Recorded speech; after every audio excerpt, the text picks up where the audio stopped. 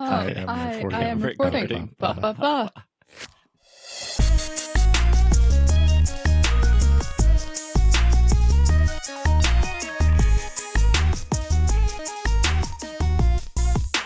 What's up, everyone? Welcome to the 623rd episode of the Pokemon Podcast. It's super effective. I'm your host, Steve. With me is Hannah.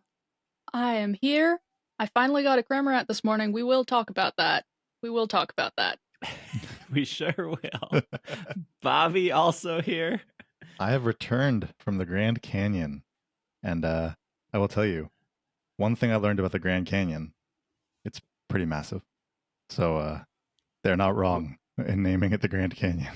Wait, you left your house? You hate traveling. I do hate traveling, but we drove, and it was fine. It was not that long of a drive. It was a 7-hour drive, but we broke it up into 2 days because I have little kids, and they cannot sit in the car for 7 hours. Not that long of a drive. No. 7 hours is pretty long. Maybe You not think so? to Americans. No, yeah, I guess. I mean, I don't take too many road trips. So, I mean, like, this is longer than most trips that I do take. Usually Fair. it's like 5 hours if I'm going to drive somewhere. But yeah, that's fine. I feel like anything over 6 for me is like, ugh. Like 2 to 3 feels pretty easy to drive. Yeah. I've done many weekends, or many Saturdays where when I used to go to like car shows and stuff, they were always in LA. So I did many Saturdays where I was driving 2 hours to LA and 2 hours back, like within 4 or 5 hours of each other. So And one of the hours was completely in LA, I would assume. Yeah, yeah, exactly. 1 hour to get down the street. Yeah. Well, we have a show for you guys. I got back from Spain earlier this week, so we do have some Pokemon Go news, but I'll save my impressions of Spain Go Fest for that segment of the show. And unfortunately, we'll have to talk about this AI art show stuff, which, if you've listened to this podcast for some amount of years, I always have disliked this art show thing they do I think it's every year they do it. But I guess we'll get to that after our break. Let's get to the good stuff. Pokemon Sleep. It is Cramorant week. I was on the beach. Where did you guys go? I was also on the beach. Also on the beach. On the beach. Stepping on the Place to beach. It was fine. I mean, like, it was a pretty normal week. I focused all on I had a berry finding Totodile, but I didn't feel like it was good enough to level up. But I went like all ingredients anyways, with like a Magnezone to increase my pot size. And I was able to make whatever the Inferno corn curry, whatever like the best thing you can make for curry is. And I got to master ranks as of recording this right now. I got to master rank 16. Wow. Nice. Nice. With like no focus on berries at all, just literally meals. But if when I think about it, if I had like the Feraligatr there, that would be like less ingredient finders. Mm-hmm. Mm-hmm. I mean, you're probably not running your ingredient bag down all the way every time you make a meal. No, I was using probably 120-ish ingredients each meal. And how big is your bag? 600. Yeah.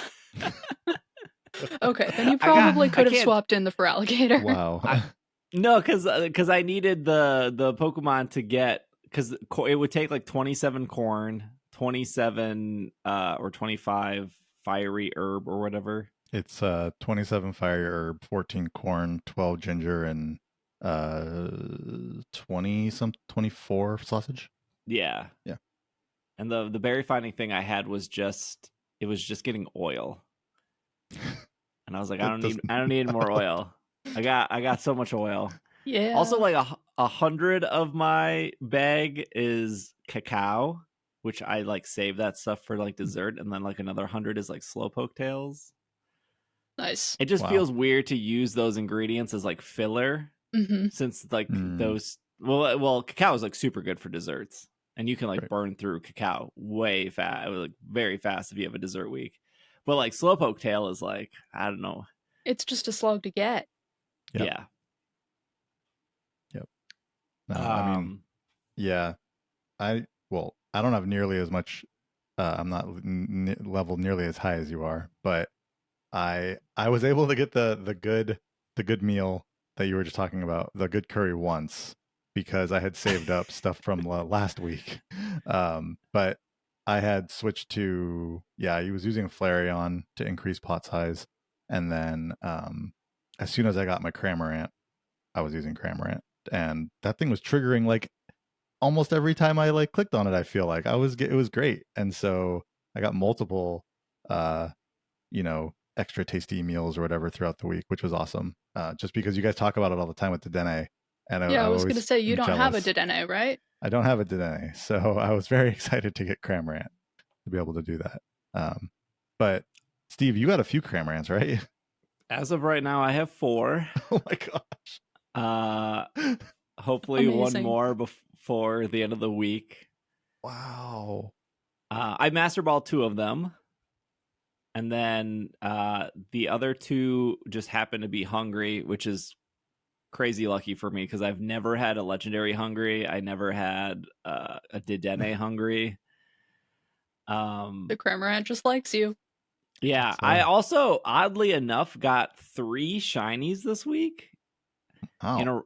a which is frustrating because I would rather have Cramorant and I would like a shiny Cramorant, but I got a shiny Vaporeon, which actually had a really good roll on it. And then I got a Gulpin, which is completely useless, and then I got a Golduck, which had a bad roll. Which is also like kind of a bummer that I didn't get Psyduck, because then like now I still need a Psyduck for the low profile icon picture because Mm-hmm. I just have Golduck. So, Dang. did you? Well, how's your Cramorant luck, Hannah? I have been tired this week, and I am learning that I don't press the button when I'm super tired, and that when I am playing solely on my phone is when I actually remember to start the sleep session. So I missed a day or two, but I got one Cramorant this morning, and it's really good for ingredients, and it has a main Mm. skill chance down. Oh, Oh yeah. no. Yeah, so it's very close. If mints Did are ever a thing. right? Did you get the Cramorant off of it was just a wild spawn? Like it was just No, it was random just the or incense. the I was incense saving the one? incense for the last day just in case. Yeah, Yeah. that makes sense. Second to last day, I guess. Mine was from the incense as well. I haven't seen another one since then, but luckily my first one was actually quite good. So, I think it's got some skill trigger at like level 25. It's got potato at level 30, and then I think it was EXP gains are down, but ingredient finding is up. Yeah, That's that That's does really sound the good. good. yeah. So I've just been using that, but I was hoping to at least get one more just to see one more this week. You can But buy another incense for a no, I'm not doing the cheap, 12. cheap No, I'm $20. I'm saving my diamonds for. I should be saving up for storage increase, but I'm saving them for like good camp tickets when I get weak and decide No, I want bag another one. increase or ingredient bag increase is way better than Pokemon storage I increase. know. Yeah, Pokemon storage I'm fine with because I'm good transferring them. I'm like Hannah over here who needs to keep every single Hannah refuses Pokemon. to transfer Yeah, anything. I have 260 Pokemon box storage right now. 234 of it is full. I have 100. I have 120. Yeah, I started throwing them out. It's just the value judgment. It takes so much time. 5 candy though. 5 candy for each of Yeah, it's a those lot of thrown candy. out Pokemon. I've transferred enough EVs. That's most of what I needed candy for. That's true. Oh, I did get a Did you shiny Eevee guys this week. how That did was you cool. guys feel about the Cramomatic? I was not happy with the Cramomatic for the most part. Did too it work random. as intended? Yeah, that's the thing. It was kind of random. Way too random. Like I was Just so just like in sure the main series game. first day it popped up. I was like, this is great. Okay, I'll put 40.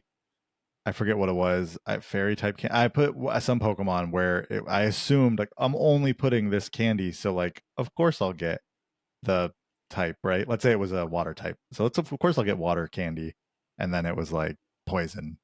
It's like, Mm-hmm. why did I Yeah, just spend 40 water Pokemon candy to get a poison candy? Like that's horrible. Yeah, that's not happy with the Cramomatic. pretty much what happened to me too. I remember putting 37 normal type of some sort in there, and then however many left Pikachu, and got poison back to back, Perfect. You can Yeah, power up which is those almost Gulpins. useful. I Almost useless. Yep, I Gulpin. I don't know if it mentioned it and I just didn't notice, or but like I did like that you could get two candies sometimes when it hit the Yes. exclamation point. And that seemed to be happening quite often for me. It's just that it wasn't candy I wanted. So, there were a few times I got a couple like flying type candy when I put flying type in there for Cramorant, and a couple water type because I was trying to evolve my Wartortle to Blastoise. But I think I was using it twice each day.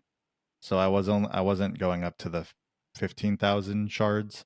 I was just using it at like 1,000 and 5,000.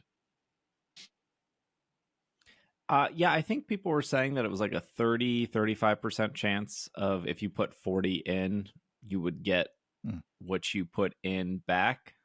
And then it was like less of a chance if you did the mixing of like 20 and 20 or whatever.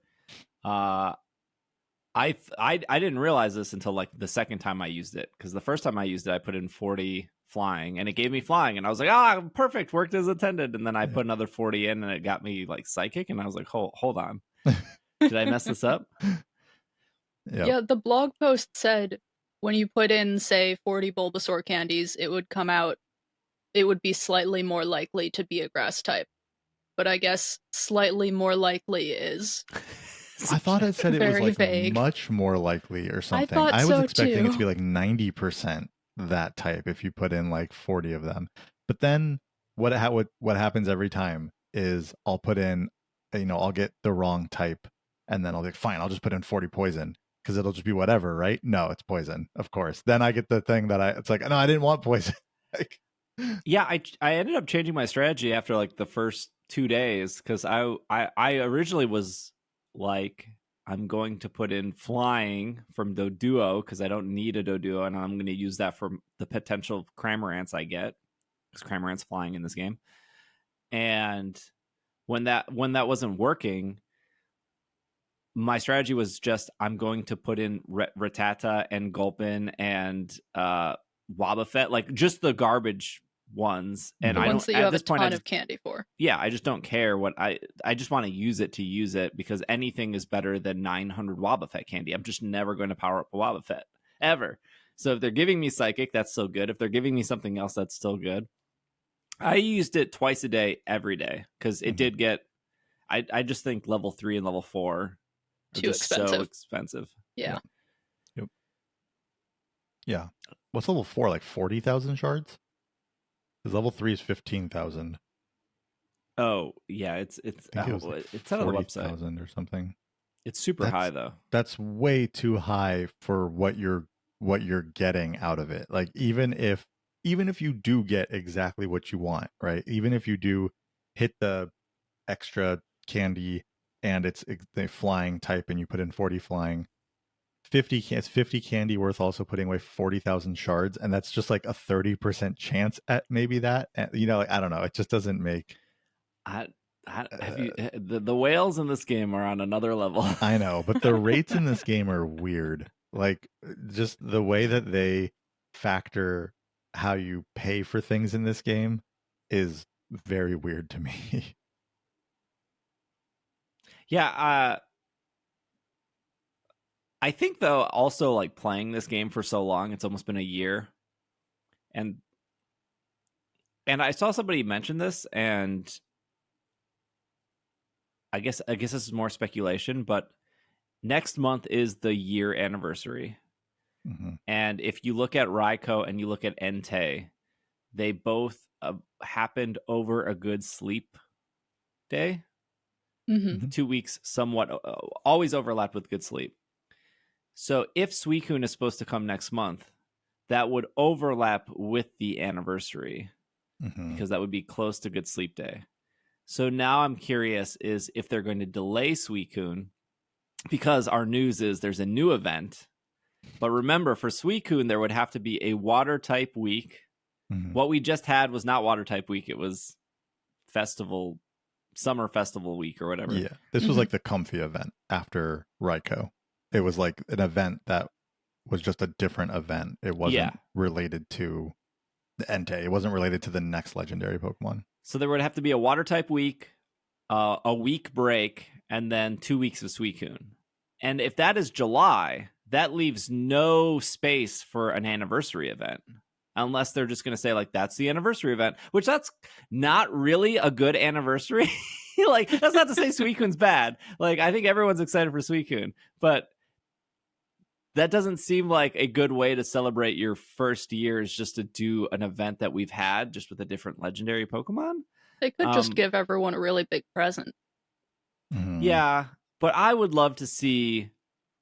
Yes, they could. And I'm not against that, especially if it's like 5 Great Balls and like like that's cool.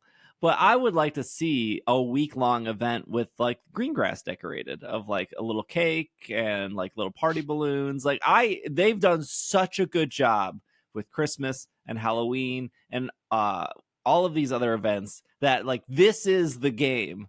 Not Pokemon Go, not Pokemon Masters, although Pokemon Masters is pretty good at anniversary events. Like this is the game that has been good at like a week long event with music and decorations and stuff. And I don't want Suicune to take that away from me. I don't think Suicune is going to take that away from you. I actually do think that they would delay Suicune and have like an anniversary event. Honestly, like I don't see there's nothing to say that they wouldn't. I mean, just because Entei came a month after Raikou doesn't mean Suicune has to come a month after Entei. It'll probably be the next one, of course, but it doesn't mean it has to be July. It could be August. Yeah. Yeah, and they probably don't want to set a precedent for a new legendary coming out every month, Hmm. I would imagine. Right. Yeah. Yeah. I don't know what would be a like a good anniversary Pokemon or whatever if that's a thing that wouldn't be a legendary because I can't imagine they would be like here's Articuno all of a sudden and then we'll go to Suicune. Like I don't think that would happen. Hmm. I think what would actually be hype would be if they added another starter trio like Mudkip, Trico, Torchic, and Mm. say like these 3 starters are coming for the anniversary. They'll all be on green grass. After green grass, Mudkip will be on the beach and Trico will be wherever Trico would be. I'm not sure actually. Maybe Lapis? Yeah, Maybe maybe Lapis. Lapis. Lapis. But I Yeah. think starters are always as powerful as legendaries when it comes to attracting people to a game. They Like, are, but I also wouldn't be surprised if it's just a party hat Pikachu. I'm good. I'm good with that too. I'm good with. I'm all right with that as well. We've had hat Pikachus in this game before, so I figure that is a thing we could definitely potentially expect. Are they are the Hat Pikachus any different than regular Pikachu, or is it just like Yes, in Go? they cannot evolve, Yeah, but they're that's the. like slightly better than normal Pikachu. But because Raichu exists, they're not as good as Raichu. Sounds awful. Like I think the Santa Hat Pikachu their main skills are different. So Santa Hat Oh. Pikachu's main skill is like Dream Shard or whatever. It's like the same as Meowth. Well, it's not better. What are you talking about? That one's not better. No, that one's not better. I think the Halloween one is good, but I can't remember what that one is off the top of my head. That I should think be. Witch There's Hat nothing. Pikachu is pretty decent. But Yeah. also, like when you think of the electric event, Witch Hat Pikachu was different than regular Pikachu. So if you were trying to get like 5 electric Pokemon, Yeah. you could have Witch Hat and regular Pikachu, and that would work. Yeah, Witch Hat Pikachu is only very slightly different. It has the other type of charge strength.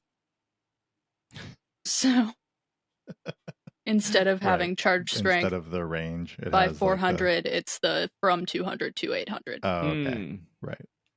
They could Yeah. have Pikachu with ingredient finder. That would be pretty cool. I was gonna That got say you like They could. cacao. Yeah. Halloween Pikachu would have been good to have with ingredient finder, like finding cacao, like finding chocolate Halloween. Yeah. But anyways, Maybe for the year anniversary, they will buff Sudowoodo and Wobbuffet and didn't they every do Dream something? Shard finding Didn't Pokemon. they do something with Wobbuffet? I think it could hold like +2 more ingredients or something. Oh, okay, great. Yeah, it was like it's a very so much better. yeah, totally. Maybe the anniversary will make Riolu good. Just giving him Yeah, a gift. it's a real uphill battle on Riolu. There is a new event coming, Pokemon Growth Week, which is it's an event, that's for sure. It's more than nothing. Yeah, it's true. And so soon. Sleep well to grow well. It's time for Pokemon Growth Week. This week-long event is a special opportunity to get more sleep XP and candy than usual. Let's all try to get plenty of sleep to raise our favorite helper Pokemon from Monday, July 1st through Monday, July 8th in all areas. Taupe Hollow finally included in an event. Helper Sleep Pokemon will get Helper Pokemon Sleep XP will go up by 1.5%. And then candies gained from the first sleep research of the day is 1.5. I think people calculated this out and it was not that much extra XP, and it was like 16 extra free candy per Pokemon you pick, assuming you use them all week. Which is better than nothing, but it seems like a very lackluster event.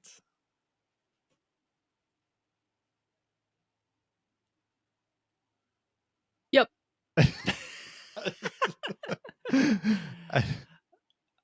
I guess my only advice would be the entire week run a Pokemon with Sleep XP as well, because that will stack. So I guess like take advantage of it.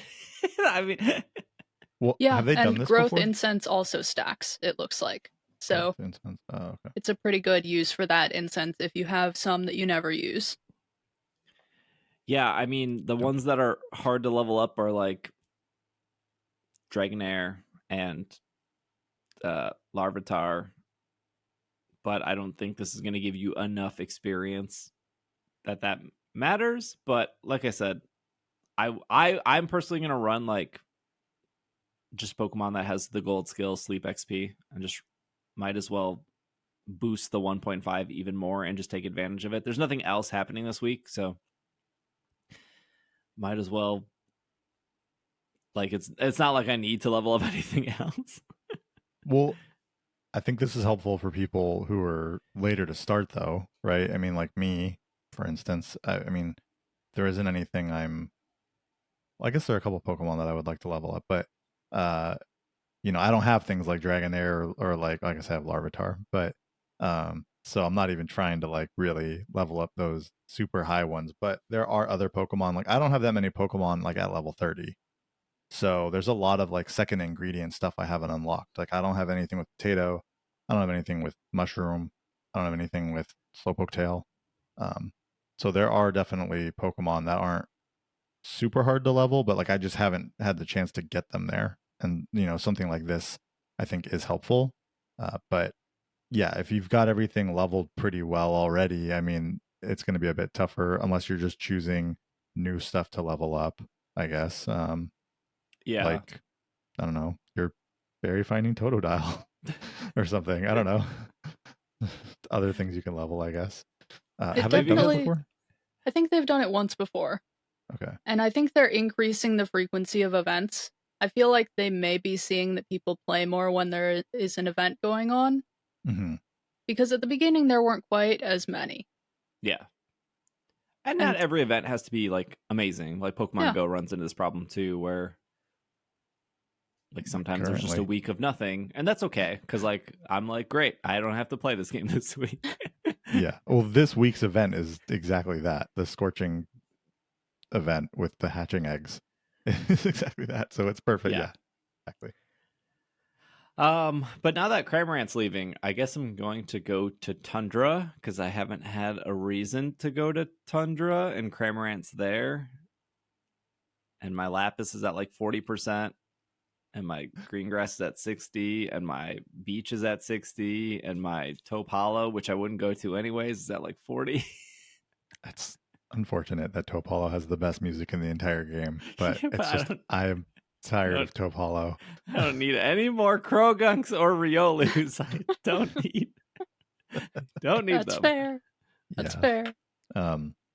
I've finally got a decent team together for Beach, so I'm just gonna stick at Cyan Beach. I don't have the percentage that high, and um, after getting the Cramorant plus, I finally got like a good Wigglytuff up, and then Blastoise now. So it's like I finally have some Pokemon that actually have like Snorlax's favorite berries on Cyan. So I think I'll probably just stick with Beach for a while, and because I don't really feel like going. I have Snowdrop, but I just feel like I want to get a little bit leveled up before I go there. Yeah, I probably should focus on leveling in that way too, but I think I'm gonna go back to Lapis because I think I forgot to mention during the Entei event I finally unlocked Lapis. So Nice. I've gone there once so far and How would was like that? to go back. It's a nice place. It's a Good nice music? Good music? Good music. Nice. Yes. It's a nice place. Okay. The Pokemon TCG Trick or Trade Booster Bundle has been announced on Pokemon Center. You can pre-order it. Purchase limit of 12. I just want to point out we're recording this on June 23rd, but the 2024 Trick or Trade Booster Bundle is available for pre-order. I They think they said, made them pretty. I think they made them available pretty early last year too. Mm-hmm. yeah. Yeah. They said they are expected to ship late August, and they will come with 35 mini packs of TCG cards. Each mini pack contains 3 cards. This is the 3rd year I think they've done this. Yep. And there is no complaints. I think this is great. I think this is a cool thing to hand out for Halloween. It is, I think, in a lot of aspects, cheaper than candy at this point because of because of corporate. I'm not going to say inflation. It's because of corporate greed. Yeah. And if you are on the collector side of this, because I know there are people who do buy them to try to collect the set, usually you can collect the set within 1 to 2 bags. So when it says maximum of 12, you don't need to go and buy 12 bags to collect the set. I think you can probably do it in like 1 or 2 bags. Yeah, I would say almost guaranteed in one. They're Yeah. pretty small sets, so it gets Mhm. pretty repetitive opening the packs. Yep. They are not really for one person to open, but they are very fun. Mhm. Every once in a while I still just pull one out and open it up just to get that little rush of opening up Pokemon cards. Yeah. It's one of the cooler things they've done. I'm actually surprised other companies haven't. Like, you see a bunch of candy companies doing stuff for Halloween, but I'm actually surprised you don't see like a Funko or a Disney, or maybe there are. But like when I think of that stuff, I just think of candy. Yeah. Mm-hmm. Or like dentists handing out toothbrushes. How many dentist office do you go to for Halloween, Steve? If You you never have a got a neighbor. toothbrush when you've been trick-or-treating? No, I don't think I ever have. Never? Hannah, back me up here. I may have many years ago. Many years. Is it like at least it's packaged, right? You're not just Yeah, getting like Yes. a toothbrush? Okay. If you have a neighbor who's a dentist, sometimes that's a thing. I've gotten fruit before. Oh, that sounds like a bad It Fruit. is bad, yeah. Also, fruit's like way more expensive than candy. Yep. That was also a while ago, though, so maybe it was different 10, 15 years ago. Have you ever gotten like pennies?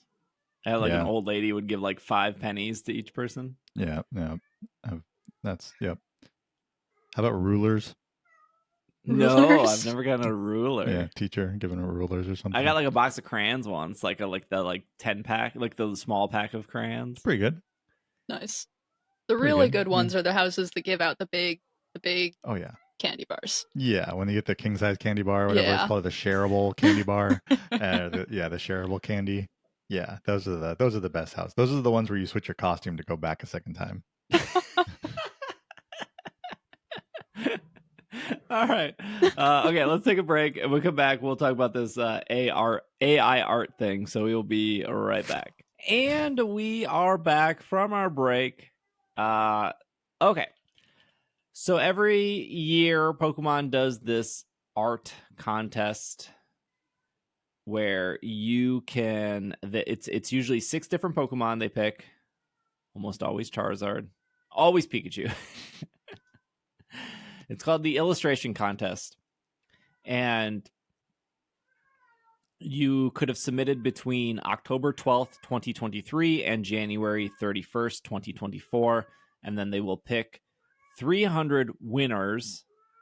I don't actually remember what you get for winning. But then from those 300, they will pick another 3 winners in each card category.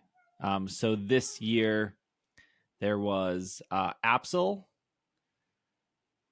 Oh, I have to scroll through all these Absols. Eevee, Feraligatr, Koraidon, Toxtricity, and Pikachu, Bidoof, a lot of Bidoofs, Flygon, Melmetal. Didn't you say 6? Yeah, they did a lot this year. Charizard. Pretty sure last year was exactly 6. We cover this every year, and I feel like they did a lot more Pokemon this year. Crazy. So those are the Pokemon you could draw for. There's also a bunch of other rules where you could only submit 2 entries per your name. You could also not submit art that has already been out there in the world. There has been issues with that before. Actually, I'll talk about that issue because I might forget.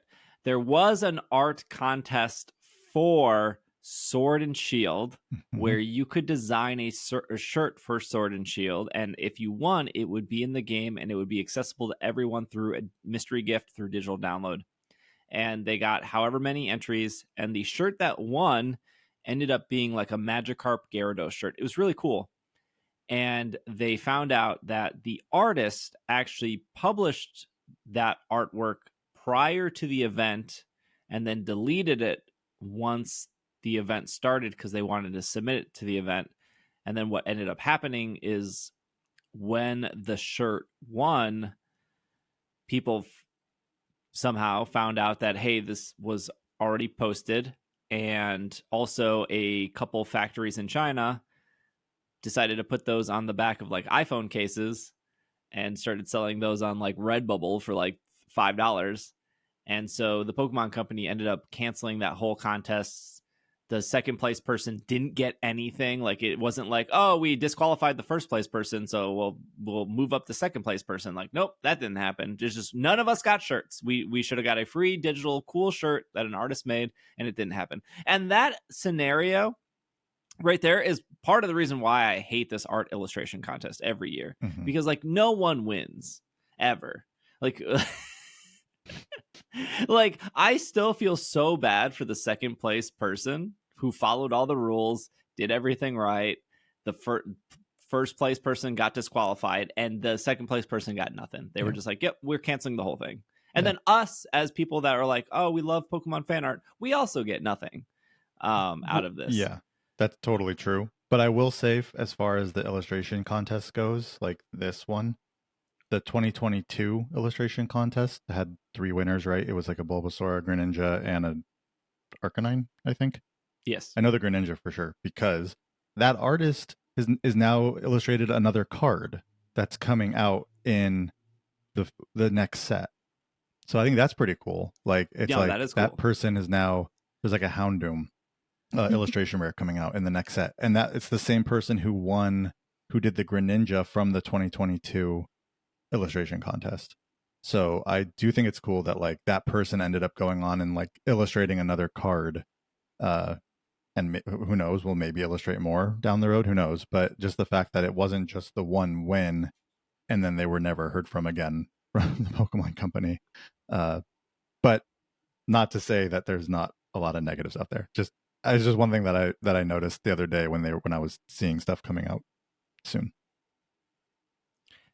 So 10,830 people entered the 2024 art contest.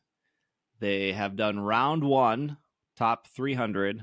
I think they will then bring this down to, I think round 2 brings it down to like 6 of each or something like that, or 10 of each. They'll start eliminating and bring it down. But there's the overview of like what this is. Now, where's my link? Oh, I have the wrong link in our show notes. So the problem here is that now that the top 300 are out, artists can be like, this was my art that I submitted and it didn't make it, and that's a bummer. And then you see a lot of really good art, because I think Cramorant was 2023 or 2022, and there was like a lot of really, really good Cramorant art. Also, Yes. just side note, if you go to like Bulbapedia, you can like, Bulbapedia documents all the people in the art contest that like made it. Mm-hmm. So like, I don't know where you would go to see that art. So if you wanted to see like all that Cramorant art or all the old Pikachu art or whatever that were like top 300, almost made it, Bulbapedia has like a whole section on their wiki of past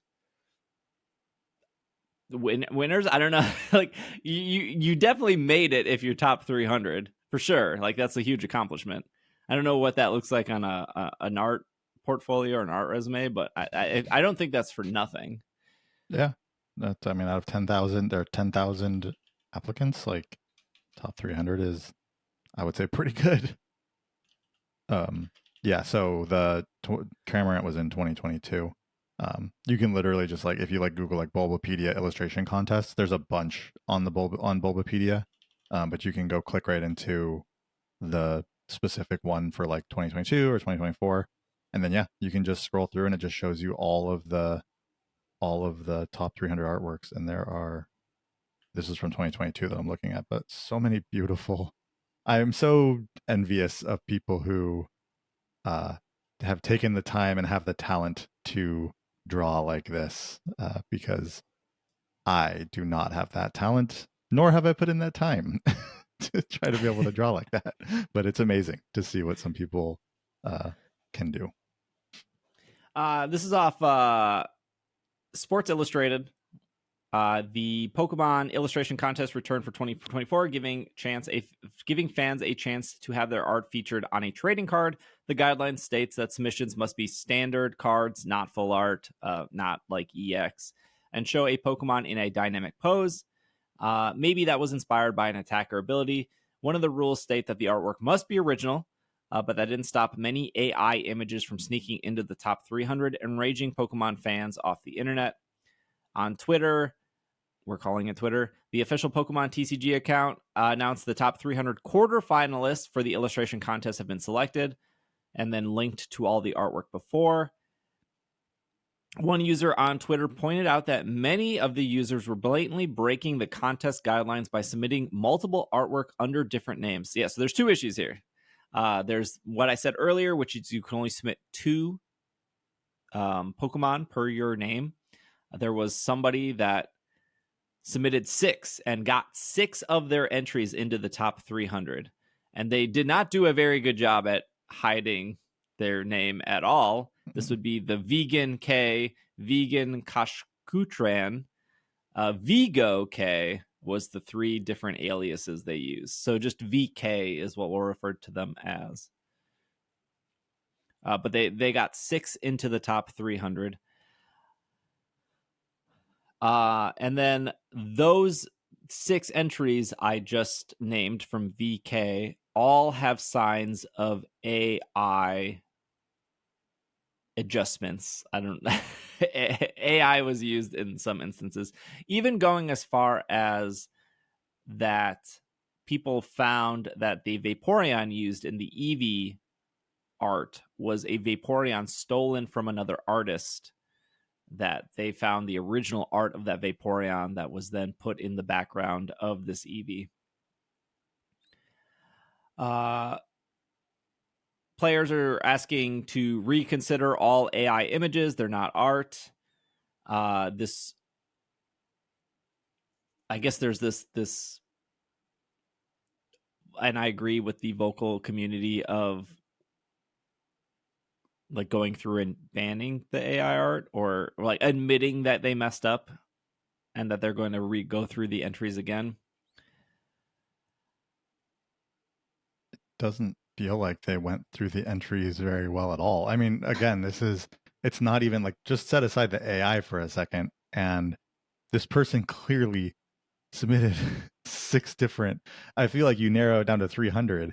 You look at those 300 and go, huh, those 6 have like very similar names. Maybe we should look a little further into the fact that there are 6 images in the top 300 with very similar names. And it's possible, could be a popular name, could be, so it's like, it just deserves, an extra step of really looking into that before you even get to the AI portion of it. And I do believe I also heard that there was something about maybe one of these images or a different image that had also been previously used. So we're talking like 3 different rules having been broken from cards or images in the top 300 there. And also, to be clear, VK, the 6 that are going around the most, are not the only ones accused of AI art. Those are just the primary ones, because they submitted 6 entries. They submitted 6. Yeah. But I think that's a good example of, I'm not like, I would assume a bunch of artists are looking at the art to make it in the top 300. Like, we don't know what the judging panel is like who is looking at the art, how did they make it into the top 300. Are certain artists at the Pokemon Company or at Creatures or wherever they're doing this, are they only looking at a specific Pokemon? Are they broken up into like, hey, you look at these 1,000, I'll look at these 1,000, you look at those 1,000. There's a lot of entries. There's 10,000 entries that you go through, and you have to bring it down to 300. So, not to let them off the hook, because there's a lot to look at. I think once you put the 6 VKs together, and then you see that one has like really weird AI stuff, it's then very easy to look at the other 5 because they're all right next to each other. So that's why I think people are using VK as a really good example. I'm assuming, and this is just assuming with good intent, that when they were going through, they didn't see all 6 VKs in a row, right? Sure. Because if you saw like vegan within the first 100, and then you're 5,000 in and you see a Vigo, you're not even thinking about that vegan anymore. Sure. Maybe not when choosing them initially, but once you get it narrowed down to the 300, presumably somebody is going through that list of 300 before deciding that's the final 300. I mean, I feel like there should be a few people going through that list of 300. If you're like, if there are 10,000 entries, and I'm assuming there's more than one person reviewing 10,000 entries. So let's say there are 3 or 4 I would people. hope so. Art is so subjective. I would hope that more than one person is reviewing. So let's say even 10 people are reviewing 10,000 entries. That's 1,000 per person, right? Let's just say it's 1,000 per person. Then after all of that, getting it down to 300, reviewing 300, you should be able to, multiple people should be able to do that almost together or separately. And then they come together with their notes of like, well, this is what I found. This is what I found. And, and it just feels like, sure, it's easy for us to look at this, like you said, when we see them, all 6 of them sitting together. But even at 300 and seeing 6 of them, I feel like that should have been caught. I definitely feel like it should have been, because most of them are Eevees, so they all would have been right next to each other. Yeah, 4 of VKs are Eevees, and then 2 are Pikachu. And there's like multiple threads on this. Like, I retweeted a thread on my personal Twitter of their name is Stormy, and they're an artist and they've done AI art. It's a huge thread, and I think it's really good. It's also linked in the Sports Illustrated article that'll be in the show notes if you want to read through it. But if you don't do art at all, it would make sense how you could miss this. Like if you're not an artist, if you've never used Photoshop or Procreate or any of this stuff, because you're looking for specific things. You're looking for lines that don't make sense. You're looking for flower shapes that don't make sense. You question, like, why did you draw something this way? And of course, some people are bad at drawing certain things. Some people might be bad at drawing feet. Some people might be bad at drawing faces or bad at drawing certain stances. But it's interesting for somebody who is not like an illustrator or an artist in the sense of drawing creatures. Artist is a really big umbrella term. That once people start pointing out stuff, then you're like, oh, I didn't even consider that. Mm-hmm. Which takes me back to the judges or whoever's in charge of getting this down to 300. Are they just not familiar with AI art? Were they not the actual artist? Were they somebody else just in charge of like narrowing down this list to then pass down to the artist? Like whatever their structure of judging was needs to be completely reevaluated. Because going through a 10,000 entries is a lot. And like, keep in mind that that's 10,000 entries. Each of those entries could submit at least 2 pieces of art. So minimum, they were looking at anywhere between 10,000 to 20,000 pieces of art to then get it down to 300. How one dude got 6 entries submitted, there must in be the top somebody 300. Mm-hmm. There must be somebody on that judging panel that just liked that specific style of art a lot. Right. Well, so they haven't said anything about this, right? They have said nothing as of this recording. I guess the question becomes, are they going to say anything about it? Or is the next round just going to not have these 6 entries in it, right? Like, is the next round just going to have these 6 eliminated and then they're just going to continue on and say nothing, but be like, well, those 6 got eliminated. They didn't win, Yeah. so. But they also took up slots of people who actually. Oh, for sure. Yes, that's absolutely. That is the bigger problem. But I just am saying from like the company standpoint, is it easier for them to just not say anything, but for then sure. in the next round just remove these? Well, they 6 did say from something the... about the Magikarp. The Magikarp shirt. From the Yeah, shirt. but that was they just, first place. Yeah, they ended the entire. It got to the end of the contest. Kind of had to. Yeah, that's true. That's true. They made it to the end. A little bit different here. They could just remove those 6 at the next round and then not say anything. It's not like they haven't done things like that before. Not specifically for AI art, but I just mean just kind of not saying something. I think when you're an artist and you're in this field, AI art is probably on the front of your mind because you're dealing with it every day. Mm-hmm.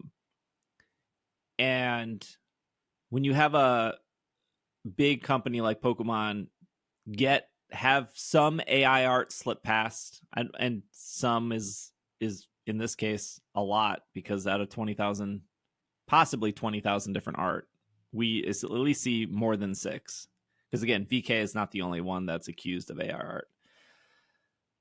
But also, there's this fine line of you don't want to accuse somebody of AI art when it's not. Yeah. And it is not always easy to tell. Yeah. Been seeing that as well. But I think VK is a good example of this is for sure AI art in some aspects. And again, that's why I'm like, maybe go look at Stormy's thread of like pointing out like there's no artist would draw a flower like this. We're not even certain though that there are human reviewers reviewing the ones that get it down to 300, right? Yeah, we have no clue. We don't know the process. Yeah. Right. So, because I'm just thinking of completely, it's different, but like Meta came out with like the made by AI label on things for Instagram and Threads, and then started labeling people's actual work as made with AI.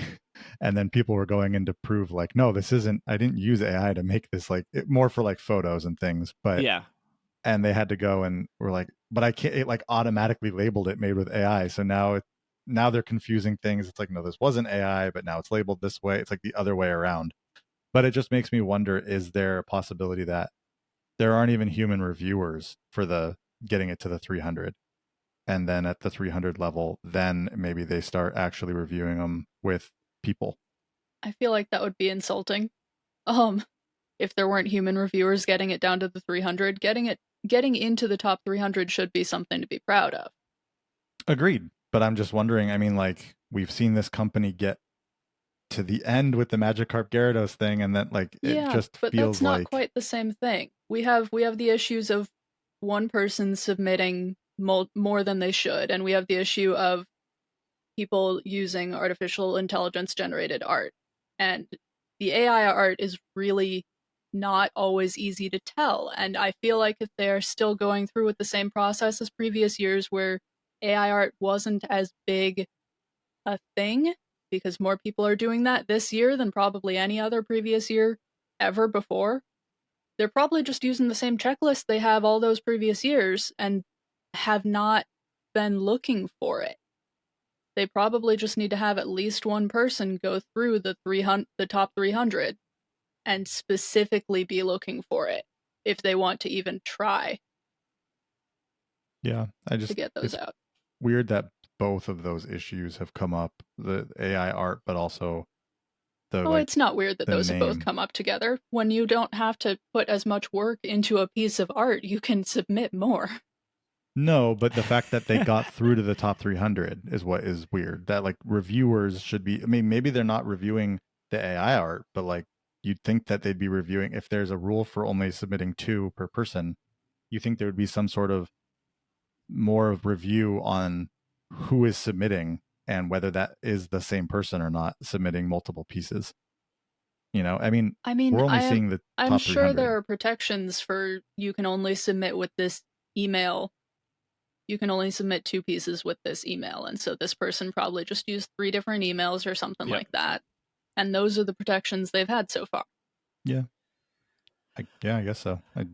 I don't I really wonder how understand many. why this person submitted all of the same Pokemon and names. It's I can answer that Those question. are the only 6 that made the 300, though. They could have submitted 50, That's and true. only 6 made the 300. I mean, we're only looking at Yeah, 300, so that's a they good could have point. submitted 100, 1,000. Like there's no way to know that. So it. That's what I'm saying though, is like if you have human reviewers doing that, now it's worth looking back at the last couple of years. Like, were there people who got like 4, 5, 6, 8, 10 entries through to the top 300? It's if that check is not something that would be new. That would be something that would have been happening the entire time along, versus the AI art would have been different. But checking to see if the same person's submitting multiple things, I feel like would not be new. Yeah, So I didn't even consider that point, Bobby. We see that VK got 6 entries in, but they could have submitted 50 mhm, just using different emails. right. And going back to like why did they focus on Pikachu and Eevee? That's a really easy question to answer. It's because AI art needs to pull for something, and there are a lot of Pikachu and Eevee artwork out there. There's not a lot of Absol artwork out there. There's not a lot of Toxtricity artwork out there. So if you're like, why did VK just do a bunch of Eevees or a bunch of Pikachus? It's because AI can figure that out better. I'm not saying like perfect, but it can figure it out better than a Toxtricity, because how much Toxtricity art do you see on a daily basis? That's not to say Toxtricity is not a cool Pokemon. It is very cool, but Pikachu and Eevee have been around for 28 years. Toxtricity has been around for 6. Well, and that's not even to say that VK didn't do Absol Toxtricity. I could see them doing a bunch of all of them, and then it's just that Eevee and Pikachu are the ones that made it to the top 300. It's we'll never know. Obviously, we're not seeing all 10,000 entries, but I just feel like for it to make the top 300, I'm almost 100% sure they didn't only submit 6. Then they just 100% made the top 300. I'm pretty sure they submitted a bunch, and Yeah, if you're 6 of them 6 out made of it. 6 for a Pokemon contest, that's whew, maybe buy a lottery ticket or something. Yeah. But like when you look at their style of art, with the exception of like the Eevee in the snow, I feel like take that one out. But if you look at the other 5 of VKs, they're all very similar. They have like a very distinct style. So if I'm thinking like, how many people did it take to get 10,000 entrants down to 300 pieces of art? Because at a certain point, like, did they just not have enough people looking? Because I feel like this a judge was like, I really like this style, and they approved 5 of, and that's hard to like.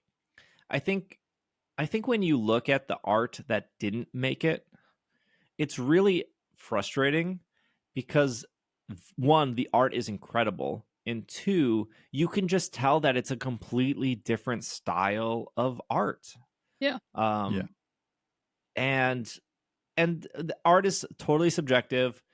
When you have like 2 judges, they might prefer more of a watercolory, flowery look, versus if you had 8 judges, now you have somebody who might prefer like thick lines, and you might have somebody who prefer like bright colors, or you might have somebody that prefers like very simple but still, you just get more options. So again, what I'm saying is, when I'm looking at VK stuff, it just seems like somebody liked that sort of art style, which there's nothing wrong with that.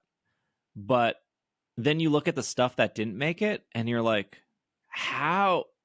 I like that. Like, I love that style, and I wish I saw more of that style in the top 300.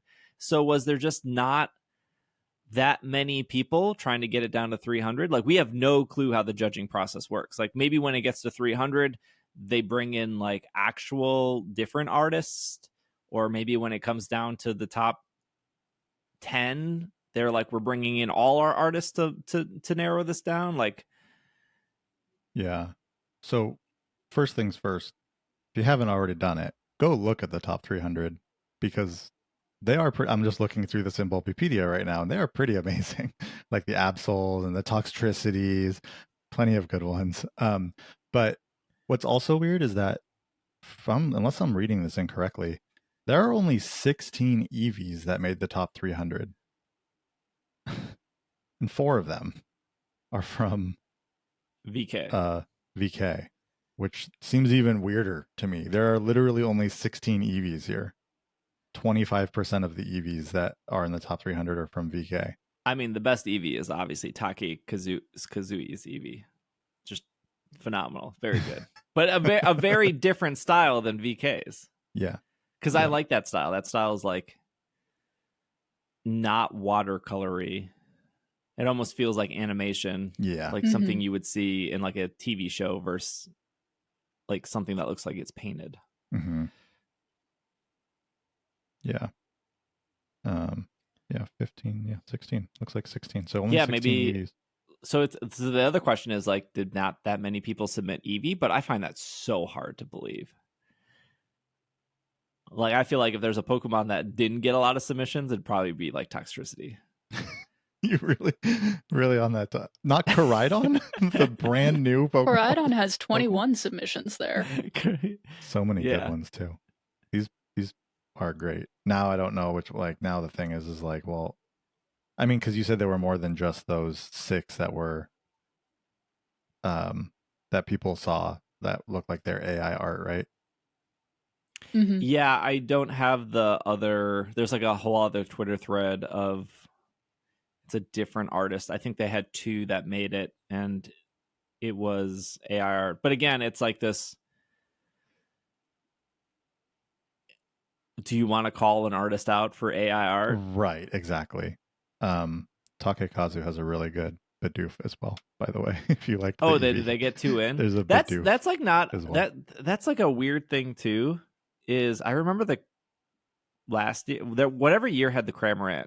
I looked at it pretty frequently because we were like watching which Cramorants got eliminated as they went down, and I did notice that like a lot of artists this year and last year and the year before, a lot of artists did get like two made it in. It's almost like It almost feels like if somebody likes one of their two submissions, then they like they go out of their way to look at the second submission. It almost Right. feels like one is a cover letter and the other is like the resume, and it's like you've made it past the cover letter stage, so now we're actually going to look at like the both things you submitted. Yeah. Well, the art style is, I mean, between that Eevee and the Bidoof here is very similar. So if someone's picking them out and sees an art style they like, then there's at least a chance like they're going to see that and say, "Oh, this I also like this. I liked the other one." But so was I didn't hear for the rules. Is it 2 entries per Pokemon or just 2 entries total? From my understanding, it was 2 entries total. Total. So like this person, Takekazu, who got the Bidoof and the Eevee through both of their entries, got into the top 300. They would have only had 2 entries. That seems impressive to me.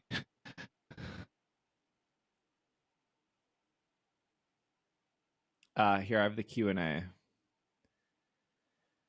Can I apply with an illustration I drew in the past? As long as it's never been published, you can apply with an illustration you've drewn in the past.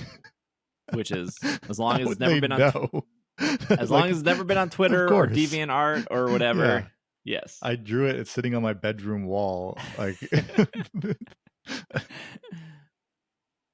can I apply with an illustration that has been submitted to other contests? No, you cannot. I've applied for the Pokemon card illustration contest before. Can I apply again?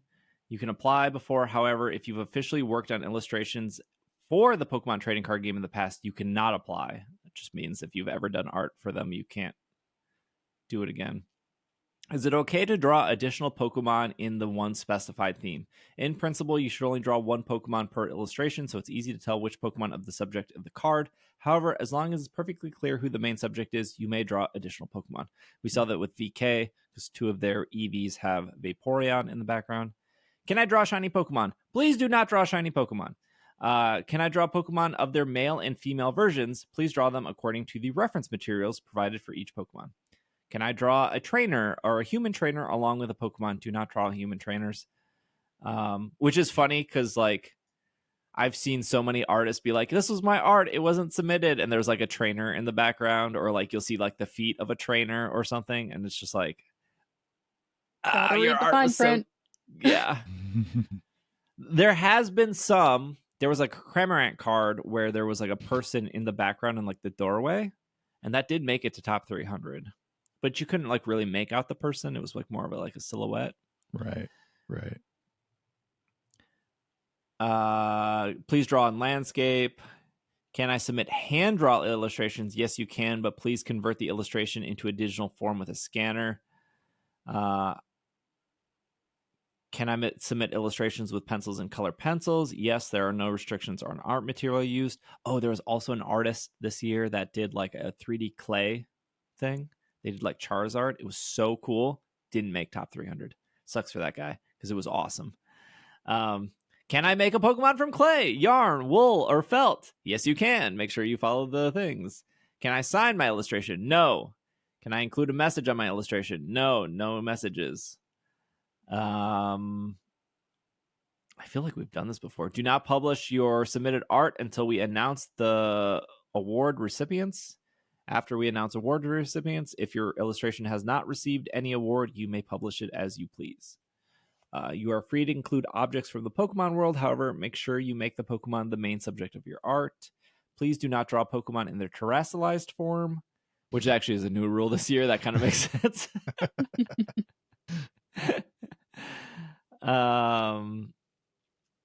Let's see. We can only accept submissions from Japan, US, UK, Canada, Australia, and New Zealand. You must be a legal resident, including permanent residents of those countries, and be legal age. We cannot accept illustrations by more than one person. The applicant must be the sole creator of the illustration. You have to be 18 or older to participate. There's no participation fee. We do not accept by mail. You must use a pen name or an illustrator name instead of your real name. If you do so and your work is selected, it will be credited to the pen name you choose. There's a maximum of 3 entries per person. Must all 3 be the same Pokemon? No. They do not have to be the illustrations of the same Pokemon. You can freely choose any Pokemon of the contest for your illustration. So there you go. So 3 Pokemon per person. So VK's name is broken down into 3 different VKs. So they 4 different VKs. Is it 4 or is it 3? There are 4 There are on that 4. list of 6. There are 4. There's vegan, Vigo, Vegan K, and Vigo K. So that would have been at least, what's 3 times 4? 12? 12 submitted and they got 6 accepted. Assuming they didn't do what Bobby said, which I didn't even think about, submit even more emails. Because they submitted 4 to have 4 different names. Yeah, well, that whole like it must be a pen name now makes it like a lot harder to know if it's the same person though, right? It does, unless somebody just submits something like this where it's just their name in different formats, which I don't. Yeah, I feel like Mr. or Mrs. or MXVK did not do a very good job at hiding. Yeah, I'm still confused about that. I'm looking at the official contest rules and things like that. It looks like there were 12 judges. 1, 2, 3, 4, 5, 6, 7, 8, 9, 10, 11, 12. 12 Oh, it people does. on the judging panel. Oh, cool. Okay. There are a lot of executives of the Pokemon Company and of creatures, and then there are 5 Pokemon card illustrators. So I don't know if those are all the same people who narrowed them down to the top 300, but we do at least have the names of everybody supposedly on the judging panel. I would assume there are some judges, and I don't think this is a complaint. I would assume there are some judges that are not actually artists. Mm-hmm. Like they don't draw or anything. So I don't think they know what to look for AI art. That doesn't excuse the fact that there is AI art here, because what are the other artists doing to not notice that? Also, I just picked a random name, Yumo from the top 300, and they have 3 entries. They have a Feraligatr, they have an Absol, and they have a Flygon. So VK is not the only one that has multiple entries. But again, I do think here I found another one, really easy. Teleuna, they also have 3 entries. They have an Absol, they have a Pikachu, they have a Flygon. Sarah just has her full name on here. It just says Sarah Hamilton. They did not use a pen name for her. But maybe they did. Maybe her Maybe name that, yeah, isn't maybe Sarah Hamilton. Like maybe she her just last name used is it. not Hamilton, I guess. I mean, there's plenty of people who do that. Like it could just be another name that just looks like a different name that they used the whole time. But yeah, I noticed this.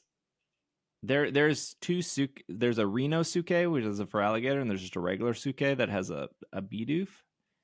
But I noticed this with the Cramorant, that there was like a lot of names that were like slightly similar, or like, wow, this person got like 3 entries made it. That's crazy. Out of like 10,000 submissions, and each person could submit 3.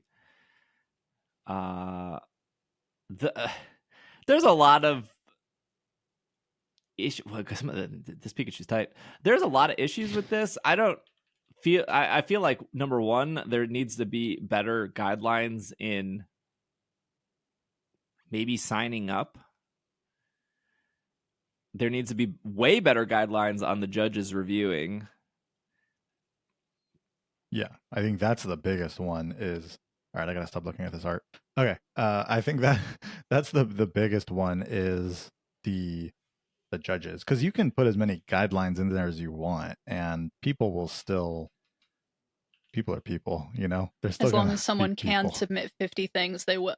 Right. So it's on the Pokemon company. And I think this was said in the article to show how they feel about it and to really come down and make a statement about, hey, this isn't how this is supposed to work, and we're going to remove this, or we're going to do something about it to show artists going forward and the artists that didn't make the cut that they do care about the mistakes that were made here. And if they don't do anything about it and they just brush it under the rug and they just, like I said, they just cut out those 6 or the other images that were seen as AI for the next round, and then and they just continue on, then that's a problem. That's a huge problem, especially if they're going to continue doing these illustration contests. Now, I did notice on the Bulbapedia site, it doesn't look like there was one for 2023. So I guess they skipped a year. 2022 was the last one that they did. Yeah. So, which to it's be not fair, like AI has gotten a lot more popular in the last 2 years. Yeah. Oh, absolutely. Yeah, A lot more powerful. I was thinking it was an annual thing, and then I was wondering why I couldn't remember 2023. It's because it wasn't there. So, I do wonder if something like this would lead them to just saying, okay, well, we're not going to do this again, because they didn't do a thing like this for Scarlet Violet, right? Like the Sword and Shield thing that ended up getting completely thrown out. They didn't do something. Well, Scarlet and Violet had a different clothing situation, but so there's that. But they didn't, so it's possible that they see something like this happen. They get done with this, they get their finalists, and maybe then they just say, never mind. I really hope that they do say something about it, because there's a lot of people who deserve to hear from them. There's a lot of people who didn't make that 300 cut who potentially should have or could have. And I think that they deserve to hear something from the Pokemon Company in owning up to the mistakes that looked like they were made here. Yeah, I think best case scenario, or the scenario people want, is for them to come out and say, "We messed up." They won't ever say the words "we Never messed say up," that, but ideally acknowledge that they messed up, that they noticed that there was AI art after the fact, that all the AI art has been disqualified, that it won't happen again, and they're going to finish the contest with whatever was remaining after going through it one more time and getting rid of AI art. Again, you don't want to accuse somebody of AI art that you don't know 100% for sure. But in the situation of VK and the couple other ones, like for sure, that is AI art. But it does set, like, will they do this again? And if they do it again, what changes are going to be in place? So we're not looking at the same people taking other people's opportunities with stolen art or AI art, or just breaking the rules and having multiple entries, which, right. Hey, VK did all 3. Yeah. They did all 3. I guess the silver lining here is that news outlets did pick this up. Big creators have talked about this. We're talking about this. So hopefully they are silent because they are figuring this out. Sports Illustrated is talking about it. I'm out of the loop. Is Sports Illustrated all of a sudden getting into the... They've done some TCG stuff before, I think. Okay. Yeah, Pokemon just gets clicks. Yeah, that's true. That's still surprising to see it was a Sports Illustrated article. Surprising that Sports Illustrated is still around. That's the real surprise. Yeah, it's frustrating. So there's a lot of talented people out there, and it sucks when that talent got taken away from people not following the rules or stealing art or using AI. I know I follow a lot of people on Instagram who submitted stuff and then they didn't make the cut, but they then showed what they submitted, on their Instagram stories or on their posts, and it's like, wow, so good. Like, I'm not a judge, but it's like that's amazing artwork. There's a lot of amazing artwork out there. Yeah. I mean, these are issues that I feel like every art contest is going to have to face going forward. Oh yeah. More and Yep. more. And I'm not sure anyone has a clear-cut solution yet. It would be nice if Facebook's meta tag thing worked properly. Right. But there's no way technically there is no way for it to. That's the Right. issue there. You can't Yeah. always tell. Yeah.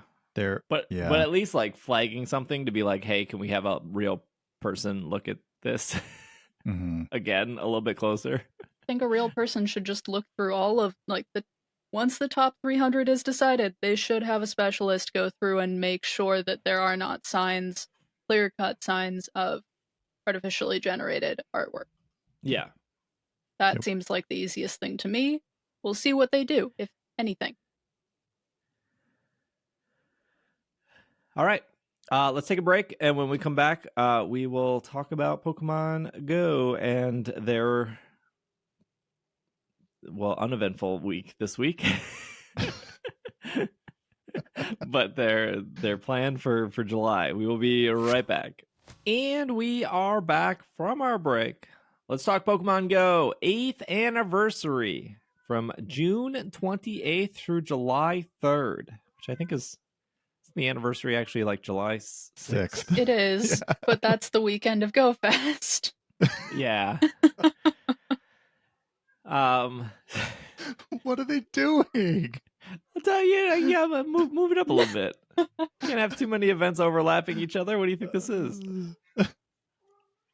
There will be a Grimer wearing a party hat and a Muck wearing a party hat. I think this is because Grimer's Pokedex entry is 88. Yes. Mm-hmm. I wish there was something more exciting there to report on. I mean, it feels about right for where the game's at. Which I feel bad saying, but it seemed really appropriate even before I'd made the Pokédex number connection. Yeah. Somebody likes Grimer. Somebody whose Grimer's their favorite. They're over the moon excited about this. They're like, finally, Grimer getting their due. Hey, Meltan will return with one. a shiny Meltan if you're lucky. I believe that is going to start on. You don't open your Meltan box until 10 a.m. on June 28th. Actually, don't open your Meltan box until somebody else can verify that it's working. Yep. Definitely. Wait for somebody else to bite that bullet. There will be an increased chance of lucky friends, increased chance to get lucky trade in Pokemon. Friendship will increase faster through opening gifts, trading, battling, all that stuff. Chance of finding 8 or 88 or more Gimme Ghoul coins when you spin a Pokestop with a golden lure. That's actually a really cool bonus. Do you think that they're saying or more because there's a slight, very, very slight chance that you could get 888 coins?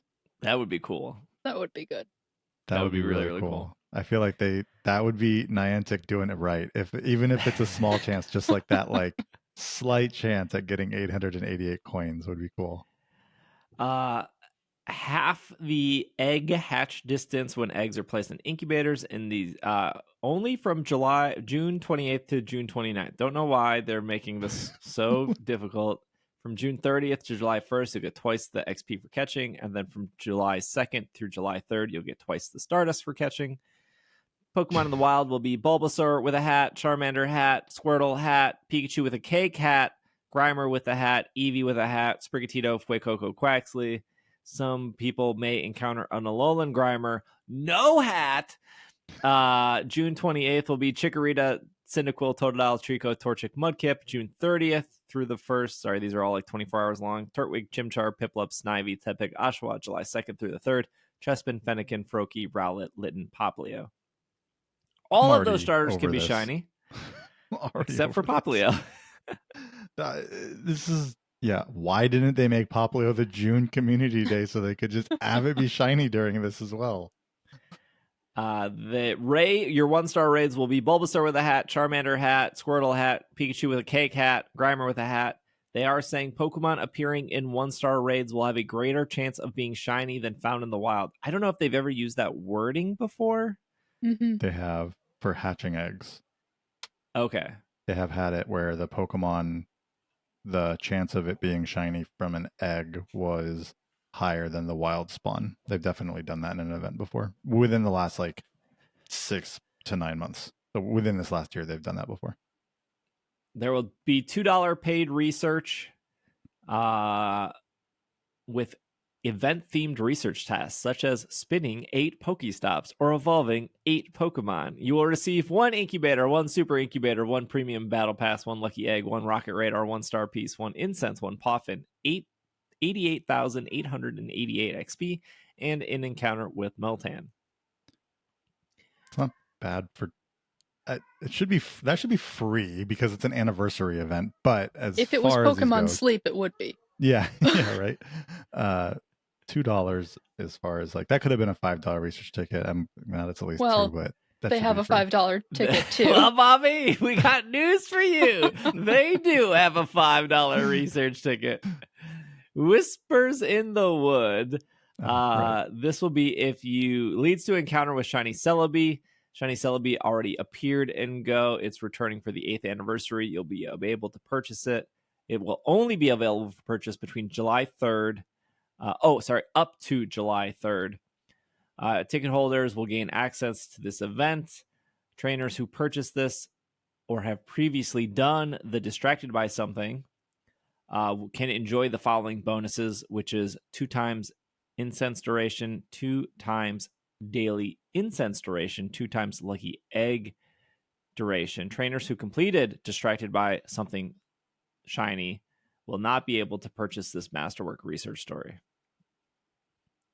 It's you just can't get 2 shiny Celebes is what it's saying. Right. Yeah. So, But it's nice that if you've already gotten one, you're still going to get the bonuses. Because that research was a long time ago. Yeah, 2020, I believe. Maybe 2021?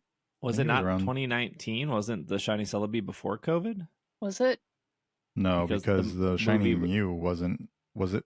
Oh yeah, no, it was before shiny Mew, huh? Yeah, because the movie was supposed to come out in 2020 and then COVID delayed it. And that was I like caught advertising my shiny Celebi on December 16th, 2020. Nice. It looks like the research was long before Go To or Kanto. Oh, okay. There will be an anniversary box in the store, which will be 3 remote raid passes, 1 incubator, 3 premium battle passes for $4.99. If you do decide to give Niantic money, I'm not here to judge. Well, I will judge you, but that's fine. If you do decide to give Niantic money, go through the web store. It's just cheap. It's just better. Not that giving Niantic money is better, but like compared to iOS or Android, you do get more bang for your buck by going through the web store. You can buy coins on the web store and then use them in game. Yep. You just save a little bit of money. That's what I did recently. There will be some new avatar items. There will be new showcases. That's the 8th year anniversary. It seems fine. There should be more free stuff. That's kind of the problem here. Yeah. I mean, the event bonuses are good. There are a lot of good event bonuses here, and so I'm appreciating that. I'm a little bit frustrated that they're broken down into 24-hour periods for some of them. Yeah. Just do it for the whole thing. Just do all 3 of them for the whole thing. I mean, geez, it's 8 years. We've all been, all of us who've been playing for 8 years deserve 3 days of bonuses instead of just 24 hours. But it's pretty standard Pokemon Go anniversary event, honestly. You've got all the party hats. Wait till that 10-year, Bobby. We're getting there. We're getting way closer to. Speaking of 10 years of Pokemon Go director discusses avatar backlash, course corrects on needed of the slowdown of new species. This was June 15th, so just about a week ago. Okay, wait. Sorry. Before you get to this, real quick. How is just the 8th generation of Pokemon not being released for the 8th anniversary? That's what people want. Just give us the 3 starters of Galar. You could give us nothing else. Just give us the 3 Galar starters No, and I call want it a day. Corviknight too. And you can put Rookity in there. Make Rookity shiny from the beginning, kind of do one of those things, and then the 3 starters, we'd be fine. I'll give you $5, Niantic. Like, Stop giving them. it's They probably are going. My guess would be that the Galar stuff would be the reward bonus for.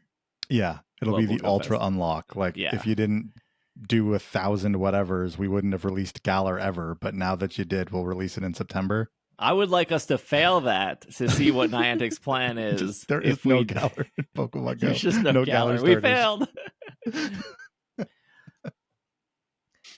Okay, sorry. Continue. Eurogamer caught up with Pokemon Go director Michael Starenka. I can never say this guy's last name. Starenka? I think so. I think that's correct, yeah. The past few months have seen a number of useful quality of life features in the app with the recent Go Tour Sinnoh, which moved the needle in terms of player engagement, but there have been criticisms too. Not least, there are criticisms around the game avatar update, with which, despite good intentions, felt decidedly rushed, and of a general slowdown in the number of Pokemon species being added. I being Tom Phillips of Eurogamer, these issues with Michael below.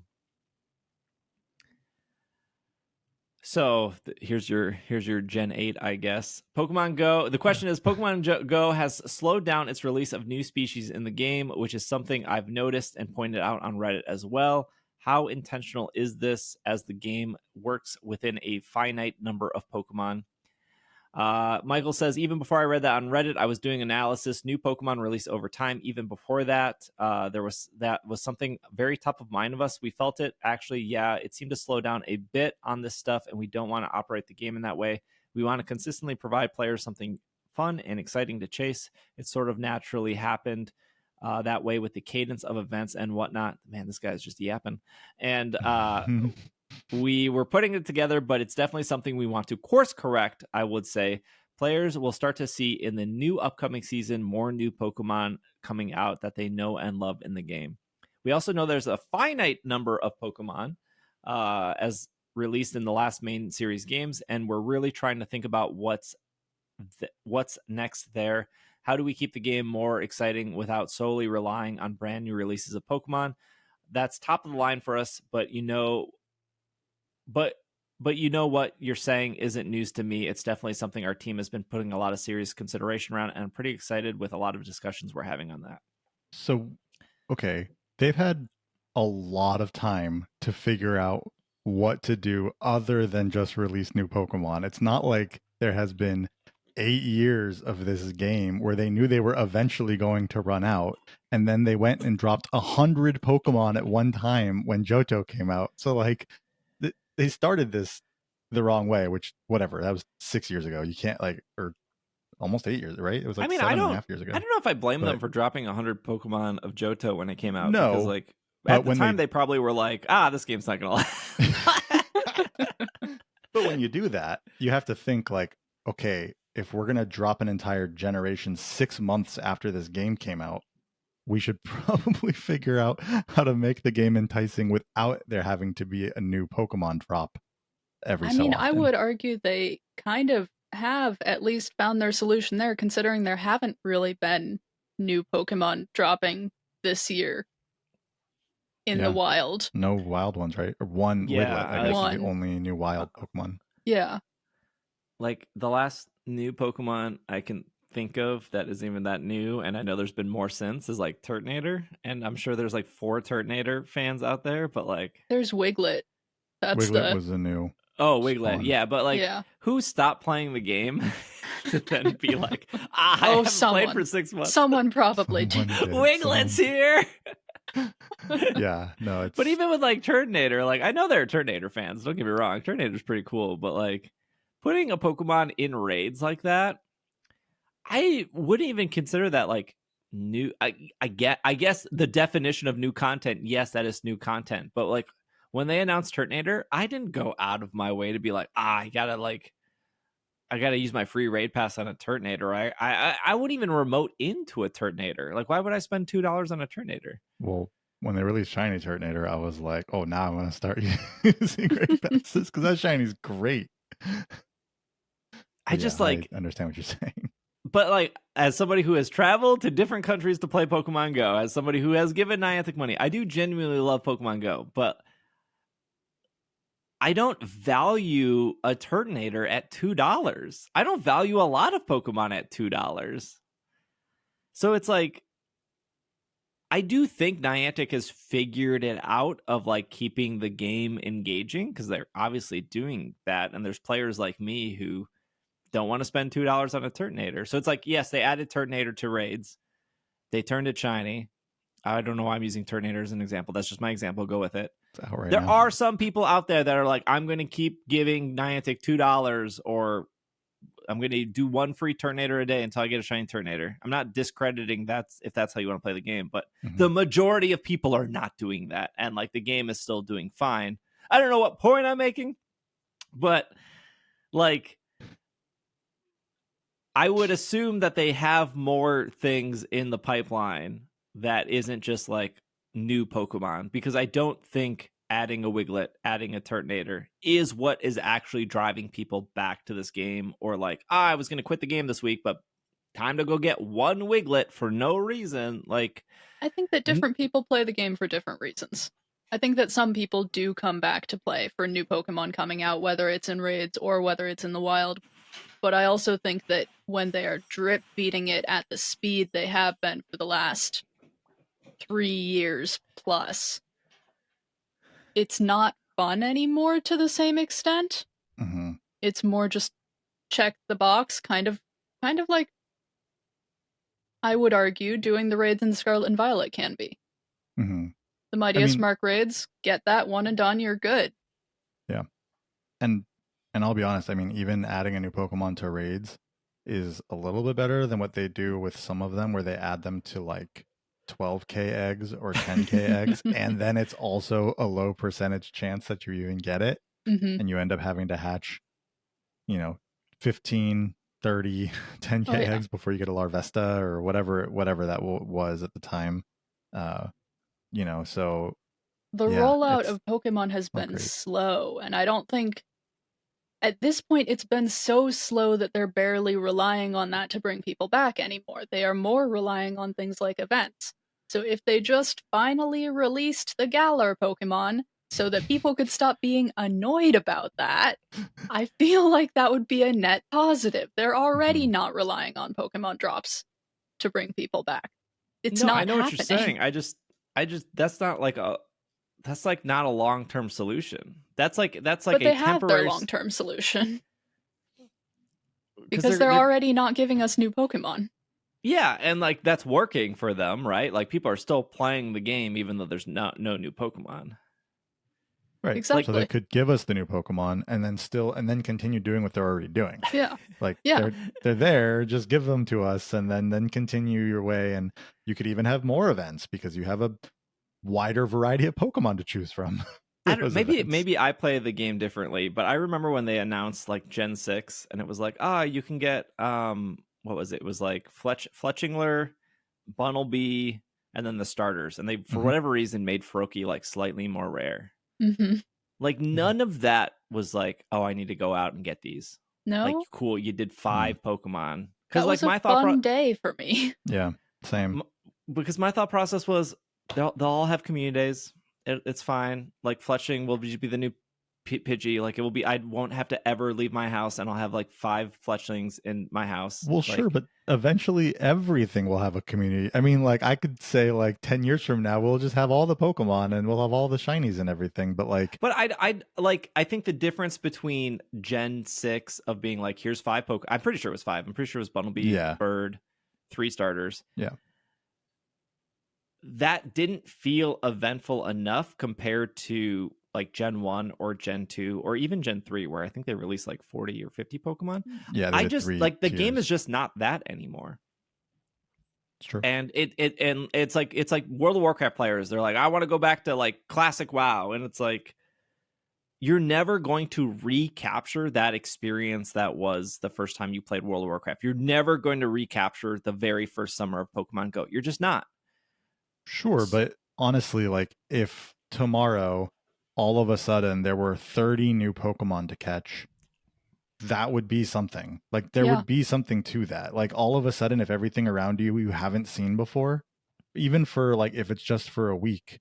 But the problem is that would only be for a week, and then The problem is that it's only for Galar at this point because they don't have that many Pokemon left. But that's Paldea. okay. That would be a really fun week Sure. that would make people really happy, and then they could just go back to what they've been doing, which is I not feel like giving us new Pokemon. That ship has sailed, though. They could have done that with Gen 5.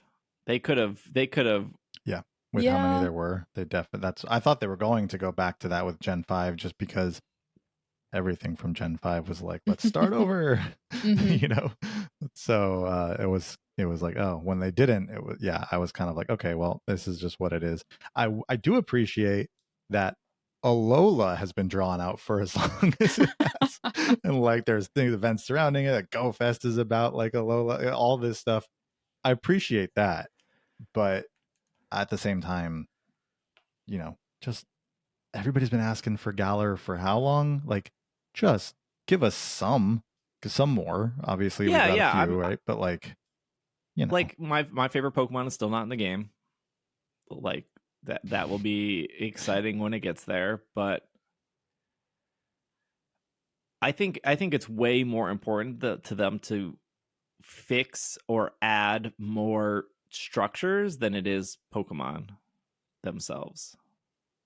Yeah, but I guess in my mind, eventually they are going to catch up to the games with how many Pokemon there are in Go and how many Pokemon there are in the main series games. They are going to catch up if they keep going. And so that may as well just happen. And right. I would argue that, yep. yeah, you're not going to capture the same excitement there was in the first month or two of Pokemon Go. That's never coming back, no matter how much I miss it. But seeing a Pokemon Shadow on your nearby is still a really exciting thing. Yeah. And seeing an entire I don't know, nearby there was nothing full exciting about Wiglet. We've seen. I was excited about seeing a Wiglet, but like I didn't even care enough to get enough Wiglet to evolve it because well, so the thing about Wiglet was that it wasn't just a new wild spawn, right? It was like a wild spawn in a specific biome, so it still was complicated. But the fact that we've only had one new Pokemon in the whole 6 months of 2024 that's been a wild spawn, it's like you can do it at a little bit of a faster pace. I mean, yeah, no, I agree one with Pokemon you. in 6 months that you can see as a silhouette on your nearby. People love. I mean, I think that we know people love seeing like the silhouette on the nearby. Like they love seeing like there's a new thing that I haven't seen or caught yet. I'll be honest with you, Bobby. I hate the nearby because once I catch that Wiglet, it will never appear on my nearby again ever. Because the nearby has been broken for 8 months. The nearby should have been like, let me hunt specific Pokemon because once I catch it, it will never appear again on my nearby. One of the best times I had was playing with Bobby. I don't know if you remember this, but we were all downtown San Diego and we had a group of 10 people and one person refused to catch the Pokemon. So we used their phone to find Golett and other Pokemon because as soon as we caught the Golett or as soon as we caught whatever we were looking for, no one could see it anymore on the nearby. The nearby is garbage and it has been garbage. The fact that we had to have one person not catch the Pokemon so we could keep relying on nearby is insane. But their that's a whole different silhouette thing. kept us playing the game. The fact that there was a silhouette kept us going to find the Pokemon. Yeah, I guess their silhouette of not playing. To be fair, I have done that too. But that's also a different thing than just having a new Pokemon on the nearby. When there's a big drop of new Pokemon and your entire nearby is filled with silhouettes, I feel like it does bring back some of the nostalgia for the early days of this game. Yeah, a little definitely bit. When it's different Pokemon and not Visor just slack off 9 times on your nearby. I can't even remember the last time I've like opened up my nearby because it's if I like that's a thing I would want. Like if you're thinking of like 10 years of this game, like there should be an option where I could go in and be like, I'm looking for Snorlax. Yeah. Yeah. Mhm. No, Assuming that Snorlax is spawning. Maybe that Snorlax is a would bad get example. people playing more, I think, honestly. Because if But- people were able to find the Pokemon they were looking for, Yeah, like if they were like, hey, this week is Fairy and Dragon. Man, that Fairy and Dragon week was so good. This week is Fairy and Dragon week, and we're increasing Dedenne in the wild. Like if you're lucky trainers, like cool, let me select Dedenne, and like that would actually get me out and walking. Like okay, I walked to this Pokestop, Dedenne spawned. Oh, from this Pokestop, I can see a Dedenne is like a half mile away. I guess I'm gonna walk in that direction because I don't know where else I would walk. Yeah. Anyways. Speaking of Pokemon they're running out of, what's his name? Tom asked about Mega Pokemon. Mega Pokemon were released last November. Hold on. Where's the question? There has been only one Mega Pokemon since last November. It was Heracross, which is a definite slowdown. Do you feel like do you feel the need to let players complete their Mega decks before going on to something else, or will Megas be something that players are still chasing for a while? Michael says, one of my favorites is Mega Mewtwo. We try to approach things on an individual Pokemon basis, so it's not necessarily we want to finish off a chunk of this before moving on to the next thing. It's more like we're trying to think about the right moment or opportunity to feature something like Mega Mewtwo. What will that do to Pokemon Justice for how epic they are? That's where, when I mentioned earlier, the release of new Pokemon just naturally went the way it did for the first half of the year. With the few remaining Megas we have left, we really want to make sure we release them in a meaningful way. I got news for you, Michael. There ain't no meaningful way to introduce Mega Sharpedo. I'm sorry. well, if you rework the Team Go Rocket system and you introduce Team Magma and Team Aqua, that's a meaningful way. I guess that's true.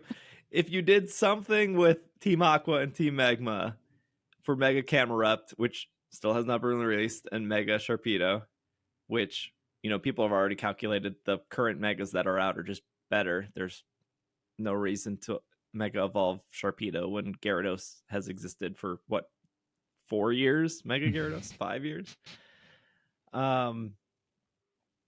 Yeah, I guess. I mean, that's buying into like whether you trust Michael or not. The guy shows up once a year, does these interviews, says a lot of things, and then like. Oh yeah, I mean, all of this article is just saying it's on our mind. Right. Yeah. We know that this is a thing. Yeah. Well, and also, there's no way that Mega Mewtwo isn't the last Mega, right? Like at this point in time, because it's like Mega Rayquaza is already out there, Mega Diance's already out there. I feel like no Mega Audino yet. They're gonna end the whole thing with Mega Audino. That's what they're gonna do. This is just another case of a ever-dwindling list of things that they're releasing and drip-feeding because they're getting close to the end. It's the same thing as with the Pokédex. Legends ZA could potentially bring. That's true. Yeah. Legends more ZA for them could on add that. more Megas. It Yeah, would that's make true. Mega. It would be easier to Flygon. release Mega Sharpedo and Mega Camerupt when you have better Megas behind that. That's true. You make a great point. Pokemon Go is missing much of Gen 8, and I suppose after Megas, it will be expecting either Z-Moves or Gigantamax to appear next. Would it make sense to launch Gen 8 and Gigantamax around the same time? Michael says, we've definitely been thinking a lot of Gen 8 for a while in Pokemon Go. Nothing to share right now in terms of timing or launch strategy, but what we're always trying to do is pay homage to the source material and do right by the source material.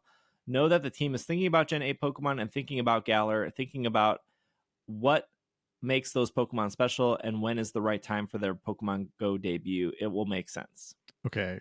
I know I just said I want Galar out, but do not skip over Z-Moves for Gigantamax, please. Let's get those Z-Moves in some fashion before they're introducing Gigantamax, because Alola is best. As time goes on, more players hit Pokemon Go's current level cap of 50.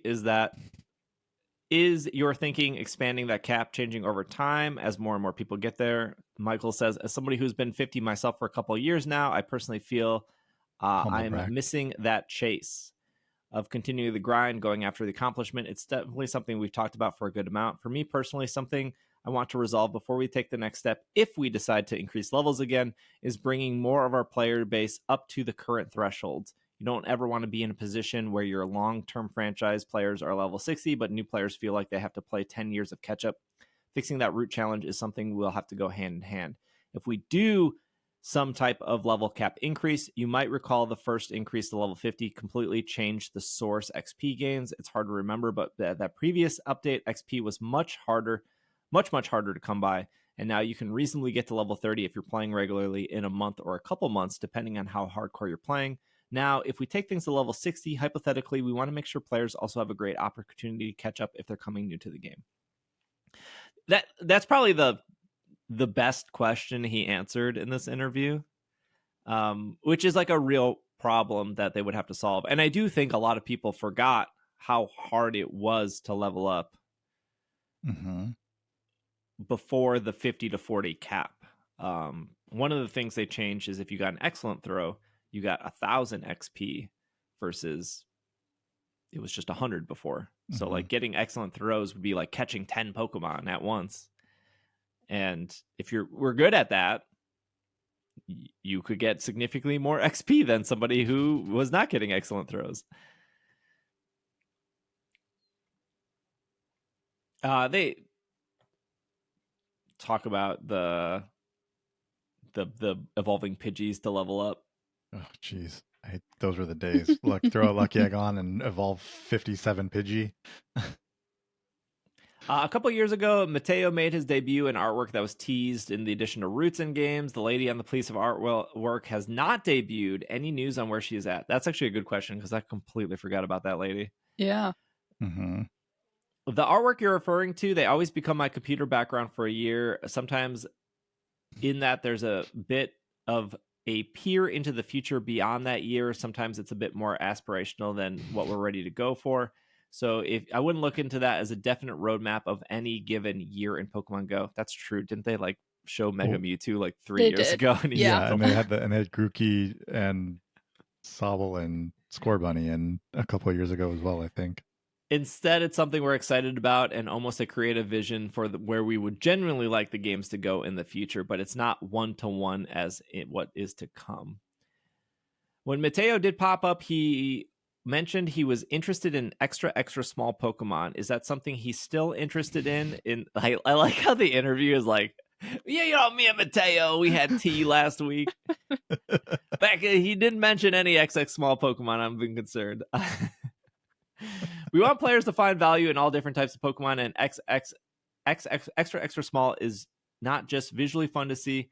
We want to make sure players can find value in different Pokemon they have in their inventory. Okay, so nothing yet with don't throw away your extra small Pokemon. Too late. Too late.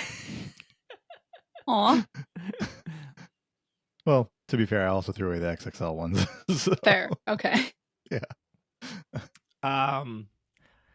We'll have the whole interview in the show notes if you want to read it. There's a couple more questions we skipped, but I wish there was just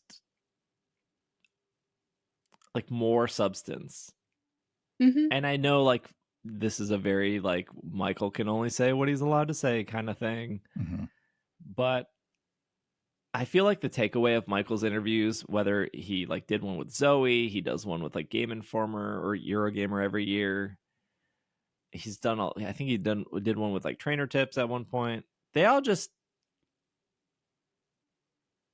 they're so broad and generalized that they don't instill any like confidence, I feel like, as a player. Mm-hmm. It reminds me of like if you're familiar with like the tech world, like any Apple interview that happens when it's like that they're not going to answer any, like every question you ask has an answer, and it's not going to be the answer you're probably hoping for. It's going to be vague, it's going to be general, it's not going to discuss anything they know they can't discuss, and the interviewer is probably not going to ask them anything that they know they're not going to be able to answer like directly, or else it's just not going to give them any information, right? Yeah, Like, I mean, that's the thing. I feel like those are slightly different because they just won't ask or won't answer those kinds of questions. Whereas in these interviews with Michael, he will answer. He'll just say, "It's on our mind. We've been thinking about it." Okay, sure. So but that's what I'm saying. Like if an interviewer does ask Apple something about some future thing, they also say the same thing. It's on our mind. We're thinking about it. We can't say anything more, but it's on our mind. It's the same kind of interview where if those questions do get asked, you're never going to get the answer you're hoping for. Mm-hmm. Yeah, it would just be nice to be like, yes, we do want Z moves to come to the game. Yes, we do want Dynamax to come to the game. Not even Dynamax. I don't even think Dynamax makes sense because like the raid bosses are already big. Gigantamax, I guess, would make more sense because they visually change the Pokemon. Is that what he asked? Did he ask about Gigantamax or he asked Yeah, about he asked about Dynamax? Gigantamax. He No, did he ask didn't about mention Gigantamax. Dynamax. Okay, good. Yeah, they've been Dynamaxing for years. Yeah, they've been Dynamaxing. It would also be nice for like anything regarding the character customization that was not really brought up. Yeah, I thought didn't the headline say something about the avatar backlash? That The might have been beginning a of the article. different. Let me see if because I think there were. I think he was not like one-on-one. I think there was a room of people Oh, and okay. people asked different questions. Huh. Because he didn't mention any remote raid passes. Here, I have a different article with Dot Esports where he brings up remote raid passes. It says, let's see. Michael quote say, I will say that we found out after we made the change referring to the increase of remote raid passes, the price increase. Holy cow, the amount of ads on this website. We've seen, so after we've made the change, it was exactly what we were hoping for. Michael said, we've seen more in-person communities coming back together. Those local communities are flourishing in a way we haven't seen since pre-pandemic. As much as we want to give players the opportunity to use remote raid passes, we decided they can't come at the expense mission of our game. That's something that we've cherished within this company at Niantic, and it's something we've tried to strike a good balance as we can, thereby still offering players the ability to do remote raids at a limited rate. Okay. In hindsight, the remote raid pass decision was definitely the right decision. So, Yeah, but that's old. We've talked about that. That's not the same thing as the Avatar stuff. Yeah. yes, that was just the same date as the Oh, right, sports, right. the same Okay. date as the Eurogamer stuff. It's just Eurogamer didn't ask about remote raid passes. I see nothing about the character stuff, even though I do see. Oh, you know what? We skipped it. There was a question about feedback to the character creator update this year was mixed. Are there still changes you'd like to make there? in the Eurogamer one. Yeah, it was right before the Mateo Oh, question. yeah, I couldn't pass up the Mateo question. No, of course.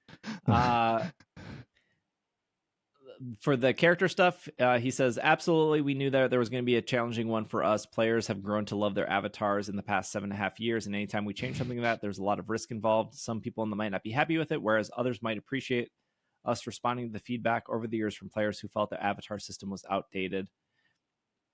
We definitely saw a lot of feedback that players still didn't feel like it matched what they were hoping for. The team has been hardworking at that feedback, and we've already made some updates and adjustments, like improving different body proportions and the different skin tones. Are they saying did That's they current. fix that? They did. Yeah, they did Yeah. fix some of those things. They Those made skin minor tones adjustments. have changed a little bit, and then the some of the proportions have slightly changed. I would say that it's just a start. We want to continue adding more features, making it more diverse. My goal is for every single player in the world to feel like they can be represented. The other thing we want to share on this front is how just technically challenging that feature was for us to bring to market, because we have this backlog of different avatar items, articles, clothings, and poses, and they were all designed for two very specific form factors, taking those hundreds and dozens of avatar items and applying them in much more of a customizable character way is very, very tricky. But we've seen the feedback and we're already making some adjustments, and we have more to come. Well, they were already messed up on the two form factors that they were supposed to be made for. They weren't perfect on those two either. Right.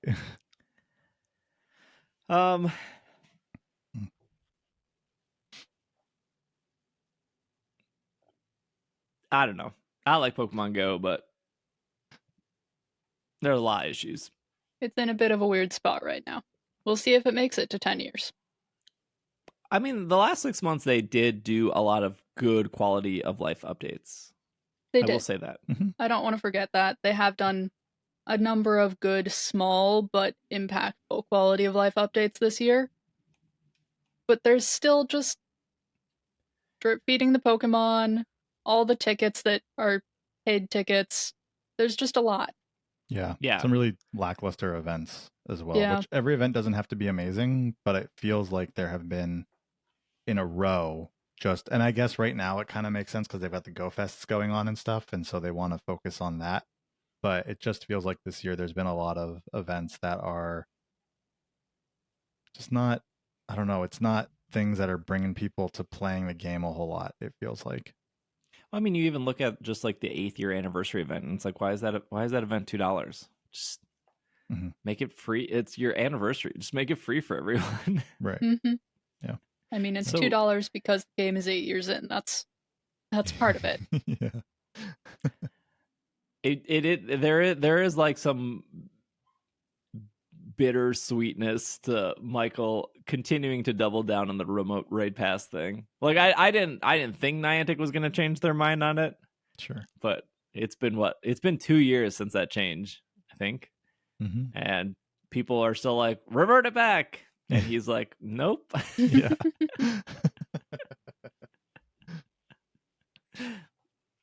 I don't know. It is what it is. All right. We will be back next week. Thanks for making it to the end. If you're going to be at New York, we'll be there. Except for Bobby, because Bobby doesn't travel. I don't travel if I can help it. I'm traveling this summer somewhere, but I don't. Not to Go typically- Fest. Not to a Go Fest, unfortunately. You've never been to a Go Fest, right? Never been to a Go Fest. No, but I will be going to Chicago this summer, so I'm about 7 years late to that Go Fest. Yeah. But I will be going to New York Go Fest, so that's settled at this Yes. point. And That's exciting. Confirmed. Breaking news. Confirmed. That's the right word. Very cool. Yeah. Yeah. Okay, cool. That's my plan. We'll be back next week. Just looking at the dates here. Next week is okay. We don't have to record early, right? Today is the 23rd. Next week is the regular week. 1st. Yes. Okay. And then we leave. So one more episode before New York. Got it. Mhm. All right. Thanks for listening. Thanks for making it to the end. Thank you, Hannah. Thank you, Bobby. This has been another episode of the Pokemon Podcast, and we are Super effective. Super time to connect Pokemon Go to Scarlet and Violet if you want to make the most of that Gimme Ghoul bonus. Because you're going to want 2 of those lures. So it's time for that. Good point. Super effective.